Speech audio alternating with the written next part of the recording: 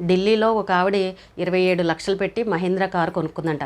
అయితే 2 రోజుల తర్వాత భార్యాభర్తలు ఇద్దరు వచ్చి కారు తీసుకువెళ్దామని షోరూమ్కి వచ్చారు. వచ్చిన తర్వాత అక్కడ కారు తీసుకున్నారు. తీసుకున్న తర్వాత కారు కింద నిమ్మకాయలు పెట్టి తొక్కిద్దామని చెప్పేసి కారులో ఇద్దరు కూర్చున్నారు. డ్రైవింగ్ సీట్లో ఆ మహిళ కూర్చున్నారు. అక్కడ షోరూమ్ సిబ్బంది కూడా ఒక అబ్బాయి కారులో కూర్చున్నారు. అయితే కారును ఆన్ చేసిన తర్వాత నిమ్మకాయలు తొక్కిద్దామని స్లోగా తొక్కకపోయి ఆమె ఎక్సలేటర్ని ఒక్కసారి గట్టిగా తొక్కేసరికి ఫస్ట్ ఫ్లోర్లోంచి కారు కింద పడిపోయింది. అక్కడ షోరూమ్కి ఉన్న గ్లాస్ డోర్లు కూడా పగిలిపోయి కింద పడిందనంటే ఎంత ప్రమాదం జరిగినట్టు చెప్పండి. అయితే ముగ్గురికి ఏమీ కాలేదు. ఎయిర్ బెలూన్స్ ఓపెన్ కావడం వల్ల అక్కడ చిన్న చిన్న గాయాలతోటి బయటపడ్డారు. అక్కడ సిబ్బంది వెంటనే హాస్పిటల్కి తీసుకువెళ్ళారు. అయితే అందరూ బాధపడుతున్నారు.